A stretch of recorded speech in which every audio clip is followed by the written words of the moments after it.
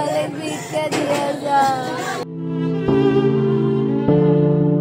রাজশাহীর তানোরে মাত্র 2 বছরের শিশু সাজিদের মৃত্যুতে আজ পুরো কুয়েলহাট গ্রাম শোকে নিস্তব্ধ। ফায়ার সার্ভিসের টানা 32 ঘন্টার উদ্ধার অভিযানের পর যখন সাজিদকে বাইরে আনা হয় তখন উপস্থিত হাজারো মানুষ নিস্তব্ধ হয়ে যায়। সবাই যেন হঠাৎ থমকে দাঁড়ায়। যে ছোট শিশুর কান্নার শব্দ শুনে আশার আলো দেখছিল এলাকাবাসী, সেই সাজিদ আর ফিরল না। খবরটি ছড়িয়ে পড়তে গ্রাম জুড়ে নেমে আসে শোকের ছায়া।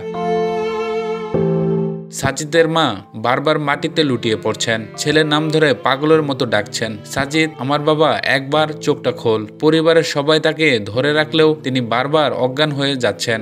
বাবার চোখও স্থির হয়ে গেছে, কথা বলার শক্তি নেই তার। সাজিদের নানি, খালা, দাদা সবাই শোকে পাথর, কেউ কথা বলতে পারছে না। শুধু কান্নার শব্দে পুরো ঘর ভারী হয়ে এসেছে। যে ঘরে সাজিদের হাসি খেলা ছিল আজ সে ঘর নিস্তব্ধ, জমাট বেদনায় ভরা।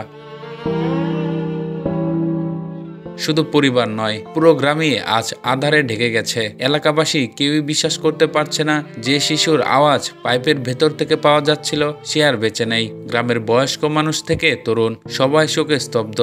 ঘটনাস্থলে যারা ঘন্টার পর ঘন্টা দাঁড়িয়েছিল তাদের অনেকেই খবরটি শুনে কান্না থামাতে পারেনি। কেউ কেউ বারবার বলছেন এভাবে একটা শিশু চলে যাবে এটা মেনে নেওয়া যায় না। অনেকেই শোকে মাথা ধরে বসে আছেন। পুরো এলাকা যেন শোকে স্তব্ধ হয়ে আছে। সাজিদের মৃত্যু শুধু একটি পরিবারের নয়, একটি গ্রামের হৃদয়ে গভীর ক্ষত তৈরি করেছে। মাত্র 2 বছরের এই শিশুটি ছিল সবার আদরের, প্রতিবেশীদের সবার ঘরে গিয়ে খেলতো, সবার মুখে হাসি ফোটাতো। আজ সেই সাজিদ নেই, কিন্তু তাকে ঘিরে যে ভালোবাসা ছিল সেটাই আজ আরো বেশি কাঁদাচ্ছে সবাইকে। গ্রামের মানুষ বলছে এই দুর্ঘটনার স্মৃতি তারা কোনোদিন ভুলতে পারবে না। সাজিদের নিষ্পাপ মুখ, ছোট ছোট পায়ের শব্দ, সবকিছুই যেন বাতাসে ভাসছে, আর পুরো গ্রাম শোকে পাথর হয়ে দাঁড়িয়ে আছে।